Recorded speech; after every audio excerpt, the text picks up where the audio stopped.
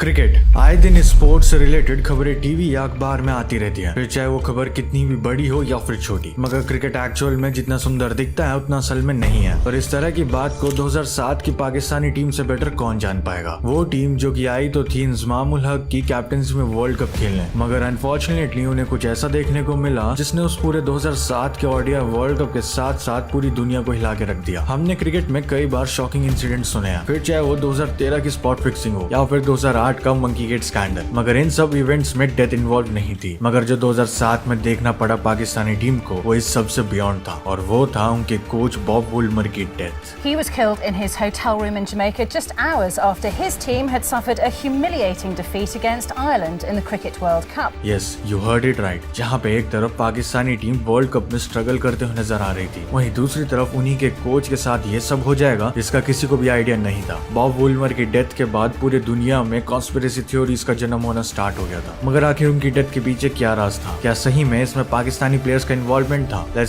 अब इस पूरी इंसिडेंट में घुसने से पहले 2007 के ओडीआई वर्ल्ड कप के पहले का सिनेरियो देखते हैं, जहां पे वर्ल्ड कप से पहले पूरा स्क्वाड स्टेबल लग रहा था। वहीं पे ठीक एक साल पहले तक शोएब अख्तर एंड मोहम्मद आसिफ के कंसर्न्स काफी बढ़ने लग रहे थे। शोएब अख्तर को नी इंजरी थी और वहीं मोहम्मद आसिफ को एल्बो इंजरी, जिसकी वजह से उन दोनों को 2007 के ओडीआई वर्ल्ड कप के बाहर बैठना पड़ा। अब पाकिस्तानी टीम का बॉलिंग लाइनअप ऑलरेडी काफी वीक बन चुका था, कंसिडरिंग कि उन पे पहले की तरह वसीम अकरम, वकार यूनिस एंड शोएब अख्तर जैसे बॉलर्स नहीं थे, और उनके recent main bowler Mohammad Asif भी इंजरी की वजह से बाहर हो चुके थे। तो फास्ट बॉलिंग कहीं ना कहीं वीक थी, लेकिन ये बात अच्छी थी कि उस वर्ल्ड कप के लिए इंजमाम उल हक को कैप्टनसी थमा दी गई थी, और टीम के कोच बॉब वुलमर थे। वही बॉब वुलमर जो हमारे इस वीडियो की मेन कैरेक्टर भी है। वो वर्ल्ड कप न ही केवल पाकिस्तान के लिए मेमोरेबल होने वाला था, बल्कि उनके अब तक के बेस्ट बैट्समैन इंजमाम उल हक का वो आखिरी वर्ल्ड कप भी था। तो इतने बड़े प्लेयर के आखिरी वनडे मैचेस उस वर्ल्ड कप में होने वाले थे। सभी Pakistani fans, media and even players ये चाह रहे थे कि ये वर्ल्ड कप एक ट्रिब्यूट बने फॉर इंजमाम उल हक। अब सबसे पहले डिस्कस करते हैं हमारे इस वीडियो के मेन कैरेक्टर यानी कि उस पाकिस्तानी टीम के कोच बॉब वुलमर के बारे में, जो कि एक इंग्लिश प्लेयर थे। मगर शॉकिंगली उनका जन्म इंडिया के कानपुर शहर में 14 मई 1948 को हुआ था। उन्होंने इंग्लैंड के लिए फर्स्ट क्लास क्रिकेट खेल के रिटायरमेंट के बाद 1987 में अपना कोचिंग करियर भी शुरू कर दिया, जहां उन्होंने कैंट सेकंड 11 की टीम को काफी मेजर एंड माइनर ट्रॉफीज भी जितवाई, फिर चाहे वो नेट वेस्ट विन 1995 हो या फिर उस साल की काउंटी चैंपियनशिप। बॉब वुलमर ने आते ही अपने कोचिंग करियर में अचीव करना शुरू कर दिया था, एंड उसी के साथ उनका कोचिंग स्टाइल काफी यूनिक एंड अपीलिंग भी था। उन्होंने 1994 में साउथ अफ्रीकन टीम की कमाल संभाली, जिसका नतीजा हमें 1998 में साफ साफ दिखाई दिया, जब south African team inaugural ICC knockout trophy जीतने में कामयाब रही। तो इसी सक्सेस को देख के पाकिस्तानी टीम ने बॉब वुलमर को अपना कोच बनाने का डिसाइड किया, एंड 2004 में वे पाकिस्तानी टीम के हेड कोच बन जाते हैं। कोच बनने के अगले 2 साल तक बॉब वुलमर पाकिस्तानी टीम को नोटेबल विक्ट्रीज तक लीड करते हैं, जिसमें उनकी इंडिया के खिलाफ 2006 की टेस्ट सीरीज में विक्ट्री शामिल थी, जहां उन्होंने इंडियन टीम को 3 मैच की टेस्ट सीरीज में हराया था, वो भी 1-0 से। इसी के साथ साथ उन्होंने इंग्लैंड को भी ODI series and test series में हराया था, क्योंकि उस टाइम पे एशेज जीत के आ रही थी। अब इन्हीं कुछ पॉजिटिव्स एंड नेगेटिव्स के साथ पाकिस्तानी टीम चली जाती है 2007 का ओडीआई वर्ल्ड कप खेलने। एज डिस्कस अर्लियर, उनके स्क्वाड में कोई मेन फास्ट बॉलर नहीं था, एंड इवन उस स्क्वाड में एक्सपीरियंस की कमी साफ साफ नजर आ रही थी। उस वर्ल्ड कप का फॉर्मेट थोड़ा डिफरेंट था, एंड उसके हिसाब से पाकिस्तान को 3 मैचेस ग्रुप स्टेजेस में जीतने पड़ेंगे, एंड उसके बाद ही वो आगे के मैचेस के लिए क्वालिफाई कर पाएगी, जिसे सुपर 8 भी कहते हैं। अब ग्रुप मैचेस में उतनी बड़ी चुनौती नहीं थी। पाकिस्तान के सामने फॉर्म खो चुकी वेस्ट इंडीज, आयरलैंड और जिम्बाब्वे थी, जिसकी वजह से हर पाकिस्तानी फैन सीधा सुपर 8 के बारे में सोच रहा था। जब इंडिया उस वर्ल्ड कप में पहले ही राउंड में बाहर हो सकती है, तो पाकिस्तानी टीम क्या चीज है। तो उन्हें एटलीस्ट 2 मैचेस जीतने थे, लेकिन किसे पता था कि जो पाकिस्तान सोच के जा रही थी उसका बिल्कुल अपोजिट होने वाला है, क्योंकि अपना पहले ही मैच पाकिस्तान वेस्ट इंडीज से हार जाती है। पाकिस्तान को उस मैच में 242 का टारगेट चेस करना था, लेकिन वो 187 के टोटल पर आते ही क्रम्बल कर जाती है, एंड वो मैच गवा बैठती है। अब उनके लिए अगला हर एक मैच नॉकआउट मैच में कन्वर्ट हो चुका था, और एक हार उनके सुपर 8 के सपनों को खत्म करने की पावर रखती थी। पाकिस्तान का अगला मैच आयरलैंड के खिलाफ था, एंड अनफॉर्चुनेटली पाकिस्तान वो मैच हार जाती है, और किसी बड़ी टीम से नहीं बल्कि आयरलैंड से उन्हें हार का सामना करना पड़ता है, एंड इसी के चलते उनके सुपर 8 के सारे रास्ते बंद हो गए। आयरलैंड की बॉलिंग के सामने पाकिस्तान केवल 132 रन ही बना पाए, एंड इन एक्सपीरियंस बॉलिंग के सामने आयरलैंड ने वो मैच 3 विकेट से अपने नाम कर लिया। बट उसके बाद जो हुआ वो क्रिकेटिंग वर्ल्ड से कुछ अलग ही था। एक तरफ पाकिस्तान ने आयरलैंड से हार कर वर्ल्ड कप हिस्ट्री का एक बहुत बड़ा अपसेट दे दिया था, तो वहीं दूसरी तरफ पीठ पीछे एक तूफान पनप रहा था जिसका किसी को भी कुछ आइडिया नहीं था। डेट थी 17 मार्च 2007, वो दिन जब पाकिस्तान और आयरलैंड के बीच मैच हुआ था। इसके बाद सभी Pakistani fans and media Pakistani team को क्रिटिसाइज करने में लगे हुए थे एंड किसी को भी आइडिया नहीं था कि उन्हें अब और कितना बुरा देखने को मिलने वाला है। पाकिस्तान की शॉकिंग डिफीट के ठीक अगले दिन यानी 18 मार्च 2007 को Bob Woolmer Pakistani head coach की अनकॉन्शियस मिलने की खबर सामने आती है, जिसे सुनकर पूरा क्रिकेट मीडिया शॉक में चला जाता है। ये खबर जमाइका के पेगासस होटल से आती है जहाँ पे पूरी पाकिस्तानी टीम रुकी हुई थी एंड सरप्राइजिंगली बॉब वुलमर को वहीं पर अनकॉन्शियस स्पॉट किया जाता है। बॉब वुलमर को सबसे पहले होटल के स्टाफ के द्वारा देखा गया था और उसके तुरंत बाद ही स्टाफ की तरफ से उन्हें यूनिवर्सिटी हॉस्पिटल ले जाया जाता है। उनकी जिंदा रखने की तमाम कोशिश करने के बावजूद उनकी डेथ हो जाती है एंड उन्हें डेड डिक्लेयर किया जाता है। उनकी डेथ के इंसिडेंट के बाद मानो एक शॉक वेव सी दौड़ पड़ी पूरे ही क्रिकेटिंग वर्ल्ड में, क्योंकि एक क्रिकेट टीम के कोच का बीच वर्ल्ड कप में इस तरह से मर जाना पूरी तरीके से अनएक्सपेक्टेड था। इनिशियल रिपोर्ट्स में ये स्पेकुलेट किया जाने लगा कि उनके डेथ के वेरियस कॉजेज हैं, इंक्लूडिंग हार्ट अटैक। के चलते जमाइकन पुलिस ने इमीडिएटली इन्वेस्टिगेशन शुरू कर दी। उन्होंने पूरे होटल फ्लोर को सील्ड ऑफ कर दिया एंड वुलमर के रूम के फॉरेंसिक एग्जामिनेशंस करने शुरू कर दिए। यहाँ पे बॉब वुलमर की ऑटोप्सी चल रही होती है। वहीं पे उसी दौरान पाकिस्तान का मैच जिम्बाब्वे से हो रहा था। पाकिस्तान जिम्बाब्वे को कन्विंसिंगली 93 रन से हरा देती है, लेकिन जस्ट इमेजिन उन पाकिस्तानी प्लेयर्स पे क्या बीत रही होगी। एक मैच जीत जाना, वो भी तब जब ठीक 2 दिन पहले आप ही के कोच की मौत एक अनआइडेंटिफाइड तरीके से हुई हो। पहले इन्वेस्टिगेशन चलती रहती है एंड अपडेट 22 मार्च आ जाती है और पुलिस फर्दर बताती है कि बॉब वुलमर की डेथ शायद स्ट्रैंगल तरीके से हुई, यानी कि किसी ने उनका गला दबा के मारा है। अब चीजें यहाँ से कई गुना बिगड़ने वाली थी कि मर्डर के चांसेस जो इन्वॉल्व हो चुके थे इसमें, मगर इसकी पुलिस जांच पड़ताल कर रही थी एंड इस बात की कोई प्रॉपर कंफर्मेशन नहीं थी। पाकिस्तान टीम पूरे तरीके से वर्ल्ड कप से बाहर हो चुकी थी। सभी जगह से बॉब वुलमर के लिए ट्रिब्यूट्स आ रहे थे। ये सब कुछ दिनों तक चलता है। पुलिस और इन्वेस्टिगेशन टीम के द्वारा एक फाइनल वर्डिक्ट आता है। इस फाइनल वर्डिक्ट में सिंपली जमाइकन पुलिस बॉब वुलमर की डेथ को एक नेचुरल कॉज का नाम देती है और ये केस यहीं पे एंड हो जाता है।